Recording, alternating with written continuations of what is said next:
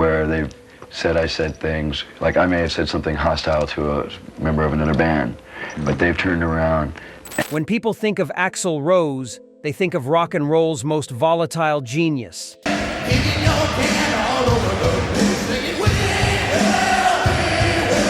The unpredictable frontman whose voice could soar from a whisper to a scream. The perfectionist who spent decades crafting Chinese democracy while the world waited. But behind Guns N' Roses' legendary status lies a man notorious for his explosive temper and unfiltered opinions about the music industry. While many rock stars learn to bite their tongues in public, Axl's legendary outbursts and backstage confrontations have become the stuff of rock mythology. There'll be some songs that are acoustic going into electric, back to acoustic and stuff like that. I actually play guitar on a couple songs for the first time. "I don't do fake," he once told Rolling Stone magazine. "If I think something sucks, I'm not going to pretend it doesn't just because some record executive thinks I should be diplomatic."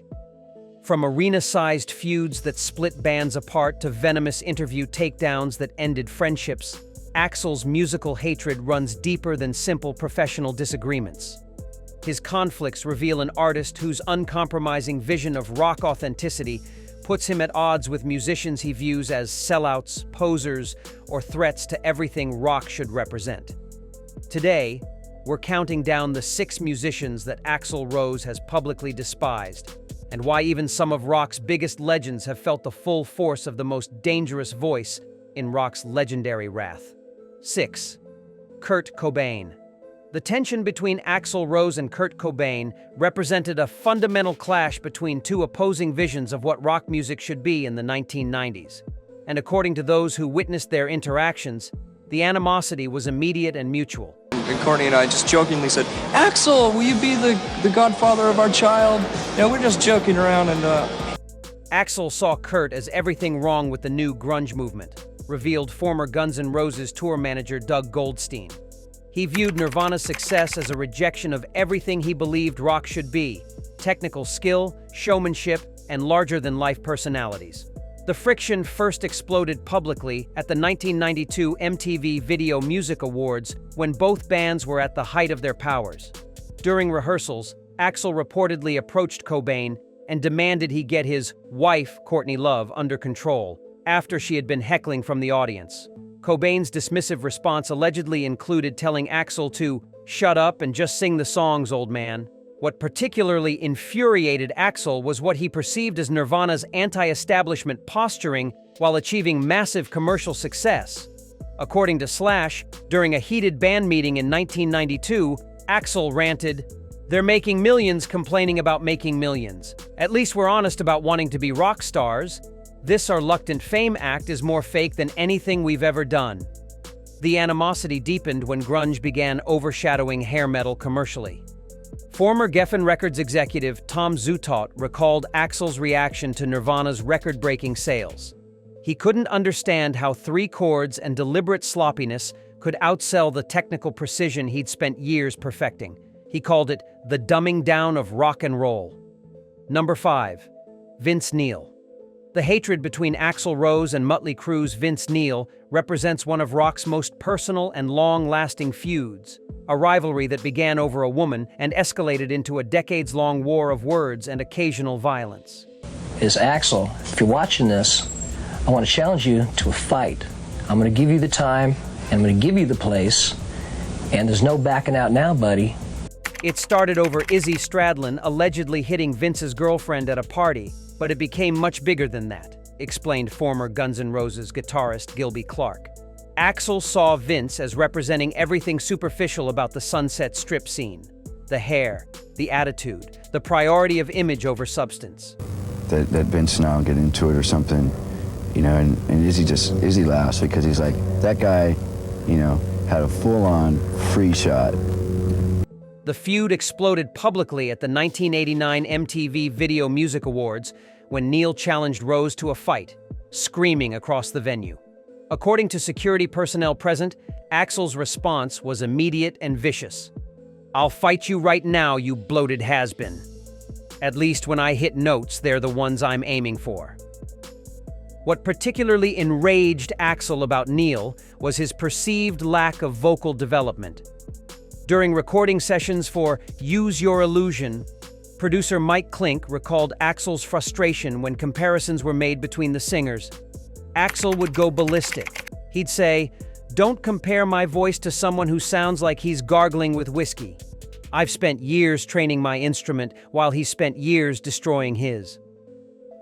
The animosity reached dangerous levels during the early 1990s when both bands were touring.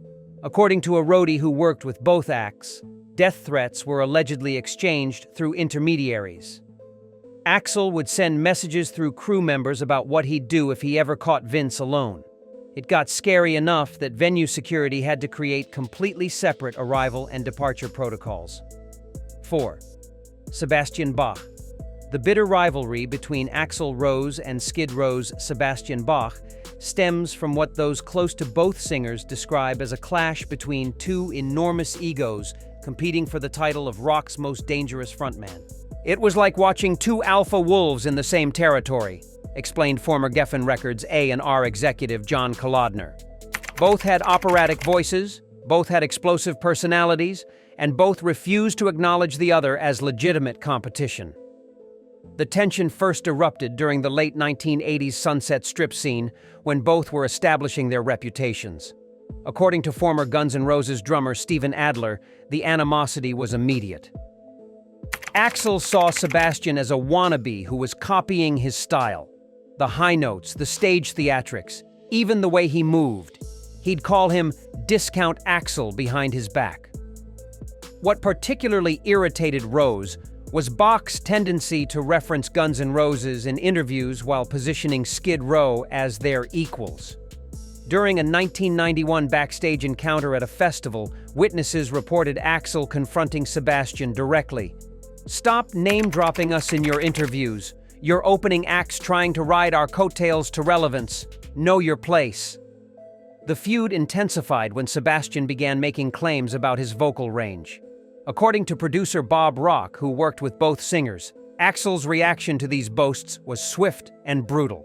Axl said, "Range isn't just about hitting high notes. It's about control, emotion, and knowing when not to scream. Any karaoke singer can shriek loud enough to break glass."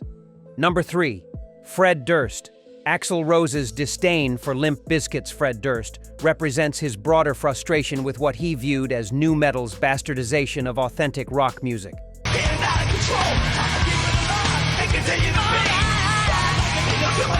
And according to those who witnessed his reactions, few artists triggered his contempt quite like Durst. Axl saw nu metal as everything wrong with rock's evolution, revealed a former Interscope Records executive who worked during both artists' peak years. He viewed Fred as a poseur who was packaging hip-hop attitude with watered-down metal and calling it revolutionary. The animosity first surfaced when Limp Bizkit exploded onto the scene in the late 1990s, just as Guns N' Roses was in creative limbo.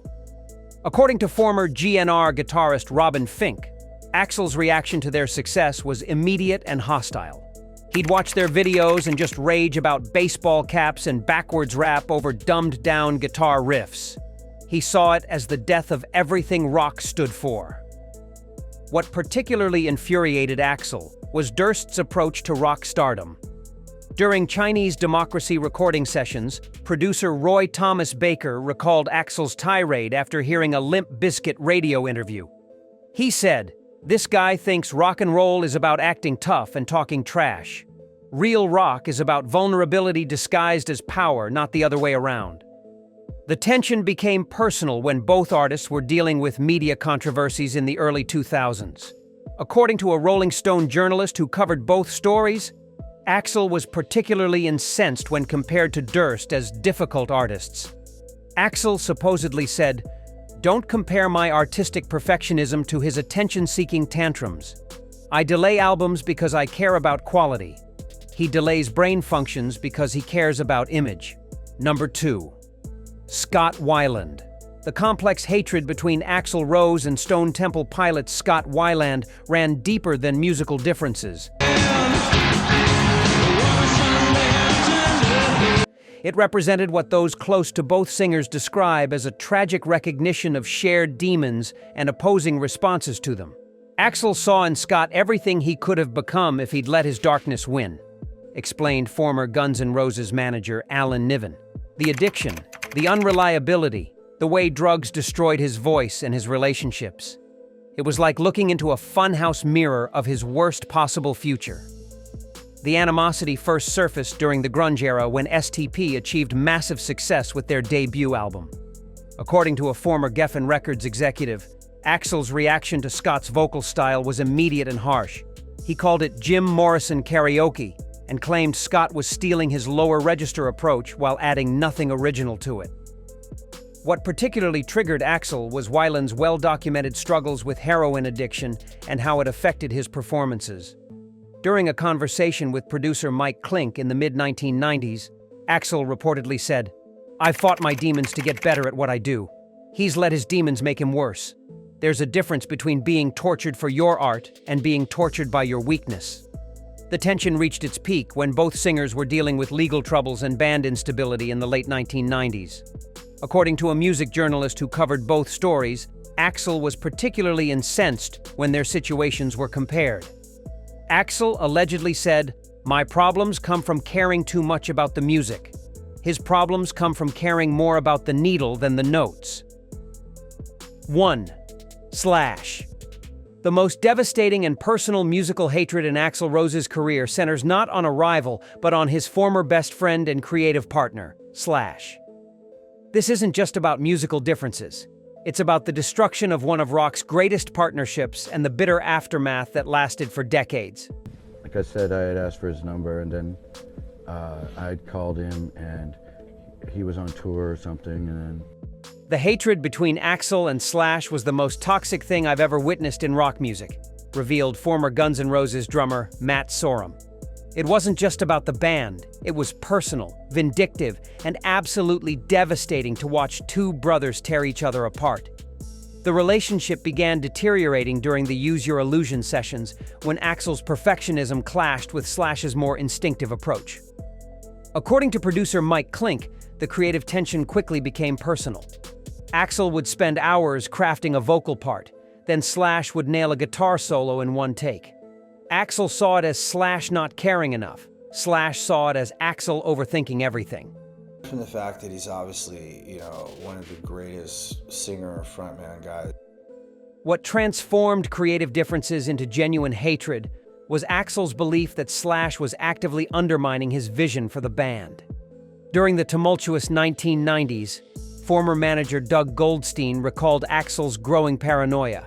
He became convinced that Slash was sabotaging his ideas, going to the press behind his back, and trying to turn the other band members against him. Whether it was true or not, Axl believed it completely.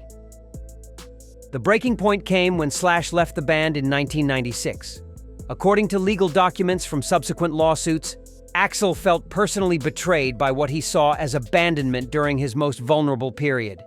He reportedly told close friends, "I trusted him with my life, my art, my dreams. He threw it all away because he couldn't handle not being the star. That's not a creative difference. That's character assassination." The most revealing moment came during the band's surprise reunion announcement in 2016. According to sources close to the negotiations, Axl's decision to reunite wasn't about forgiveness. It was about proving he was bigger than his hatred. As he reportedly told his management team, "I'm not doing this because I forgive him. I'm doing this because I'm finally strong enough to stand next to my past without it destroying my future." What do you think about these intense feuds? Did any surprise you? Drop your thoughts in the comments below. If you enjoyed this explosive deep dive into rock's most toxic relationships, smash that like button and subscribe for more untold stories from music's dark side. Hit the notification bell so you never miss our weekly uploads.